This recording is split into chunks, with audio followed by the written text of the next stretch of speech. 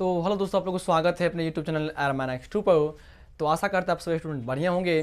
तो हम यहाँ लेकर आए हुए हैं क्लास 10th के इम्पोर्टेंट सिलेक्टेड क्वेश्चन साइंस का। जितने स्टूडेंट वीडियो को देख रहे हैं वीडियो को एक बार लाइक कर लीजिएगा। आज जो स्टूडेंट चैनल पर नए चैनल को सब्सक्राइब कर लिया। हम आप सभी स्टूडेंट के लिए क्लास 10th की तैयारी चैनल पर फ्री पोस्ट करवाते रहते हैं और बहुत जल्दी ही लाइव सेक्शन यहाँ पर लेके आने वाले रहेंगे। चलिए, जो स्टूडेंट वीडियो को शेयर नहीं किए वीडियो को शेयर कर दीजिएगा। जितने क्वेश्चन यहाँ करवा रहे हैं आप एग्जाम के लिए बायोलॉजी के इंपॉर्टेंट क्वेश्चन यहाँ पे लेके आए हुए हैं।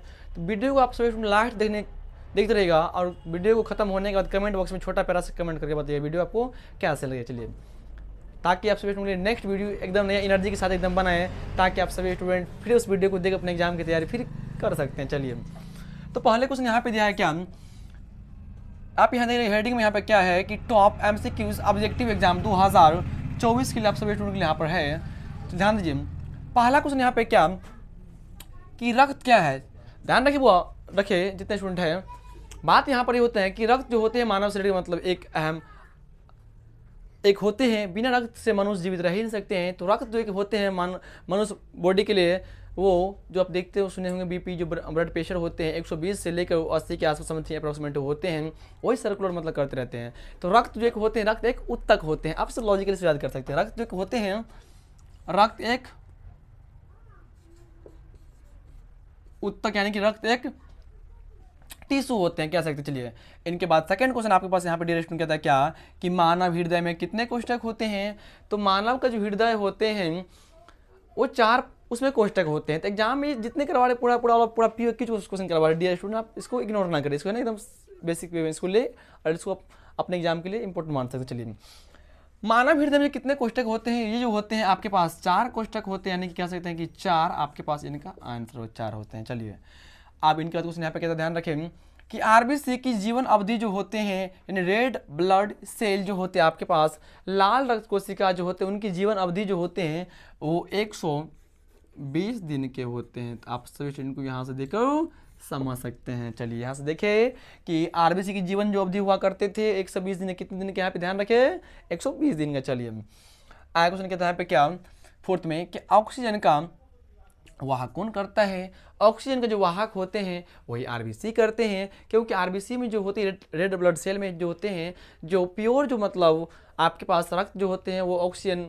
में पूरा वेरीफाई करने का बॉडी में चले जाते हैं। अब बाकी जो होते हैं उसको मतलब साइड ऑफ मतलब उसको जो इस्तेमाल नहीं होते हैं, जो उनको साइड मतलब करके उसको निष्कासन किसी न किसी माध्यम से करवा दी जाते हैं।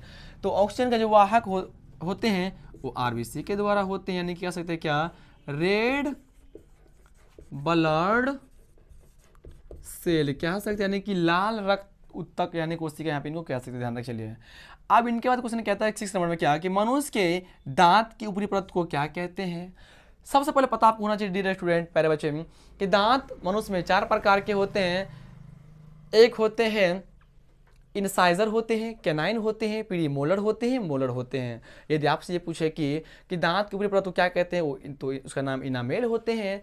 एक वयस्क मनुष्य में जो दांतों की संख्या होते हैं वो मुख्यतः फाइनली 32 ही होते हैं। आप इनको यहाँ से ध्यान रख सकते हैं। चलिए, तो मनुष्य में दांत के ऊपरी परत जो हम यहाँ कहते हैं वो कहते हैं इनामेल इनका आंसर यहाँ पर होगा। आप सभी इनको यहाँ से देकर समझ सकते हैं। दांत यदि एग्जाम पूछे कितने प्रकार के होते हैं तो वो 4 प्रकार के होते हैं, सभी जस्ट नाम ही बोले हैं। एक होते इनसाइजर होते हैं, कैनाइन होते हैं, प्रीमोलर होते हैं, फिर मोलर होते हैं। चलिए, नेक्स्ट क्वेश्चन आपके पास यहाँ पर है, ध्यान रखें कि एक वयस्क मनुष्य में कुल कितने दांतों की संख्या होते हैं। ये सिंपल आपके एग्जाम बिहार बोर्ड में क्वेश्चन पूछे जाते हैं। तो आप सभी स्टूडेंट को यहाँ से ध्यान रखिए, एक वयस्क जो होते हैं, जो वयस्क मतलब ये होते हैं क्या किशोर अवस्था पार करने के बाद जो 28 से 30 के जो रिलेटेड एज होते हैं उसमें जो एज वाली बात कर ले तो दांत जो होते हैं मनुष्य में कुल 32 के 32 से ओनली 4 होते हैं। तो इनका यहाँ आंसर होगा यहाँ पे 32 यानी कि 32 होते हैं, है कि नहीं। चलिए, अब क्वेश्चन आगे कहता है क्या कि मनुष्य में भोजन का पाचन क्रिया क्या कहलाता है। अब देखते होंगे जो मनुष्य खाना खाते हैं, खाना खाने के बाद उसको ऑक्सीजन की आवश्यकता होते हैं। इसके बाद मनुष्य जो होते हैं थोड़ा फिर लेजीपन आ जाते हैं बॉडी में। इनके बाद उनके अंदर जो मतलब वो पाचन की प्रक्रिया होते हैं उसमें जो होते हैं वो उपचयन होते हैं। तो इनको यहाँ ध्यान रखें क्या उपचयन, देखिए उपचयन मतलब जो होते हैं यानी कि पाचन प्रक्रिया मनुष्य के बॉडी शरीर में होते हैं। तो इनका आंसर यानी ये उपचयन, इसका आंसर याद रखें। चलिए, आगे क्वेश्चन कहता है क्या आपके पास कि पीत रस का पितरस कहाँ से अस्रावित होते हैं? तो पितरस जो आपके पास यहाँ अस्रावित होते हैं, तो बात कर लिए ये यकृत के बगल में होते हैं, तो यानी क्या सकते हैं। इनके बाद क्वेश्चन आपके पास यहाँ पर ध्यान रहे क्या कि मनुष्य में मुख्य श्वसन अंग जो होते हैं वो क्या होते हैं? तो ये जो आपके पास होते हैं वो फेफड़ा होते हैं। मनुष्य में जो श्वसन के अंग होते हैं वो फेफड़ा होते हैं, मछली में गिल्स होते हैं। तो आप सभी को यहाँ से ध्यान रखें। चलिए अब आगे क्वेश्चन कहता है क्या कि मनुष्य में आहार नाल की लंबाई कितना होते हैं? तो ये जो होते हैं आप सभी ध्यान रखें इसको, ये 8 से 10 मीटर यहाँ पर इनका आंसर होगा। तो आप सभी इनको यहाँ से ये याद रखें क्या कि मनुष्य में जो आहार नाल की जो लंबाई होते हैं कम से कम बात कर ले लेटेस्ट यहाँ पे 8 से 10 मीटर इसका लंबाई होते हैं। तो इनका यहाँ पे ध्यान रखें, एग्जाम में सीधे पूछे जाते हैं, आप सभी ध्यान रखें यहाँ से। चलिए नेक्स्ट क्वेश्चन कहता है क्या कि शरीर का सबसे बड़ा ग्रंथि क्या होते हैं? तो ये जो आपके पास होते हैं यही यकृत होते हैं।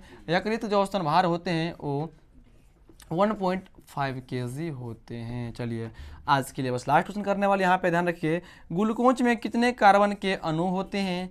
तो पहले समझिए ग्लूकोज जो सूत्र आपके पास होते होंगे ये होते हैं C6H12O6। तो C मतलब होते हैं कार्बन, H मतलब होते हैं हाइड्रोजन, O मतलब होते हैं ऑक्सीजन। यानी यहाँ से कह सकते हैं, आपसे पूछे यहाँ पर कार्बन पूछे डियर स्टूडेंट, तो कार्बन में जो होते हैं वो 6 ही होते हैं। तो इनका आंसर यहाँ पे 6 होगा।